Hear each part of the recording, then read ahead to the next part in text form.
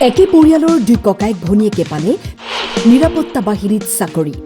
ভাগীৰথ আৰু পূৰ্ণিমা নাথ নিৰ্বাচিত হ'ল BSF আৰু CISFত। অতি দৰিদ্ৰ পৰিয়ালৰ দুই সন্তানে আনন্দৰ বন্যা বোৱাই আনিলে কোকৰাঝাৰৰ ভুটিয়াপাৰাত। কষ্টৰে জীৱন নিৰ্বাহ কৰা ভাগীৰথ নাথে ই ৰিক্সা চলোৱাৰ লগতে ৰাজমিস্ত্ৰীৰ কামো কৰে। কিন্তু তাৰ মাজতো কেতিয়াও নিজৰ ভৰিত থিয় হোৱাৰ সপোন শেষ হ'বলৈ নিদি অনুশীলন চলাই গৈছিল। মই 2019 চনৰ পৰা চেষ্টা চলাই আছোঁ। এইবাৰ 4 নম্বৰ এটেমত মই BSF পাবলৈ সক্ষম হৈছোঁ।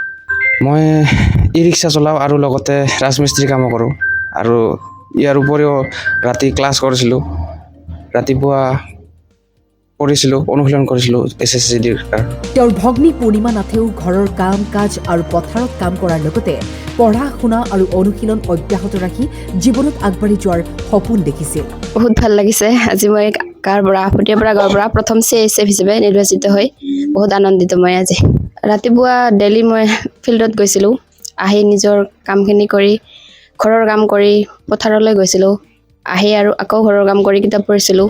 আজি তেওঁলোকৰ এই সফলতাৰ আঁৰত এজন বিশেষ ব্যক্তি আছে, যাৰ নাম উল্লেখ কৰিবই লাগিব।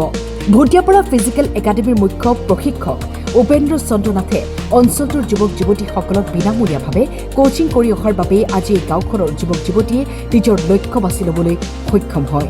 আমাৰ অৱসৰপ্ৰাপ্ত BSF জোৱান উপেন্দ্ৰ নাথ ছাৰ তেওঁ আমাৰ গাঁৱতে এটা একাডেমি আৰম্ভ কৰিছে, য'ত ফিজিকেল আৰু লিখিত পৰীক্ষাৰ প্ৰস্তুতি কৰে।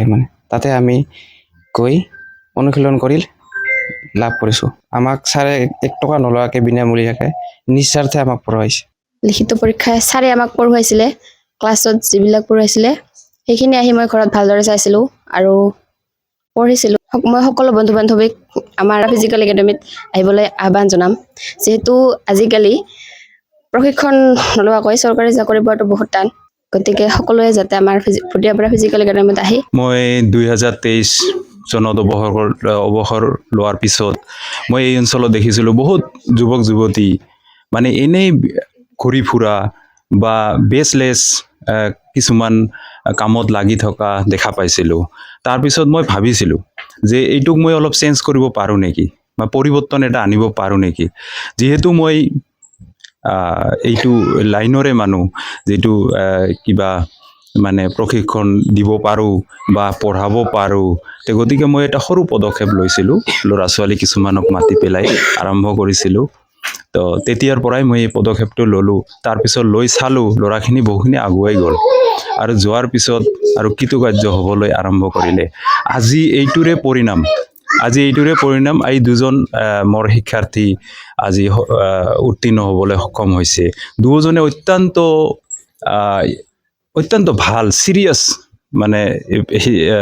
শিক্ষাৰ্থী আছিলে, ষ্টুডেণ্ট আছিলে আৰু সেইকাৰণে আজি ভাল নম্বৰ পাবলৈ সক্ষম হৈছে। CISFত এনে অলপ কাট অফ হাই যায়। বাকী দুজন বুলি নহয়, আৰু এজন আছে আমাৰ পদুম বসুমতাৰী বুলি, সিও ইয়াত নাই যদিও তাৰ কিবাটো ল'ম। তো তাইও ভাল ছাত্ৰ আছিলে আৰু এনেকৈ উত্তীৰ্ণ হ'বলৈ সক্ষম হৈছে। SSCৰ বাহিৰেও আন ক'ৰবাত আপোনাৰ কেণ্ডিডেট সফল হৈছে নেকি? নিশ্চয় হৈছে।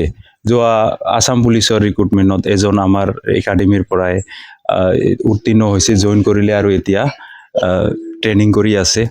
আৰু ইয়াৰ পিছতো অগ্নিবীৰত 6জনকৈ ল'ৰা চিলেকশ্যন হৈছে। ইহঁতৰ লিখিত পৰীক্ষাটো সমাপ্ত হৈ গৈছে।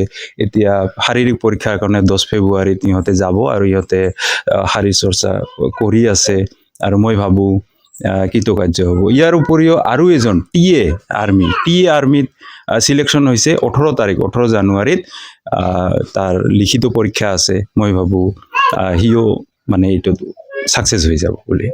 আপুনি সম্পূৰ্ণৰূপে বিনামূলীয়াভাৱে পঢ়ুৱাই আছে আৰু ফিজিকেল ট্ৰেইনিঙো দি আছে। কিবা অসুবিধা পাইছে নেকি ইয়াৰ মাজত? নাই, কোনো অসুবিধা পোৱা নাই। আজি এই যিখিনি ল'ৰা ছোৱালী আছে, আমিতো গোটেই দুখীয়া মানুহ। আমাৰ গাঁওখন এনেই দুখীয়া। সেই দুখীয়া ঘৰৰ ল'ৰা ছোৱালীৰ পৰা মইনো কি মাচুল ল'ম? আগত ইহঁতে হৈ যাওক, জীৱনটো হৈ যাওক। হোৱাৰ পিছত নিশ্চয় ওপৰৱালা আছে, মোক নিশ্চয় সহায় কৰিব। এইটোৱে ভাবি মই ল'ৰা ছোৱালীকেইটাক বিনামূলীয়াভাৱে আগুৱাই দি গৈ আছোঁ আৰু সফলতা পাম। আপোনাৰ পৰৱৰ্তী লক্ষ্য কি?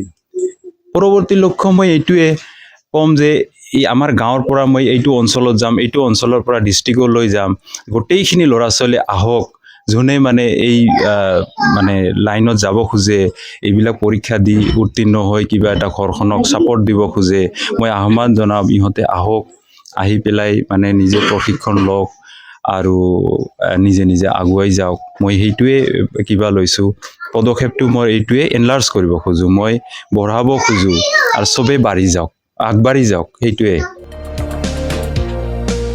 কোকৰাঝাৰৰ পৰা ধনঞ্জয় নাথৰ ৰিপৰ্ট, ট্যাগ ইট।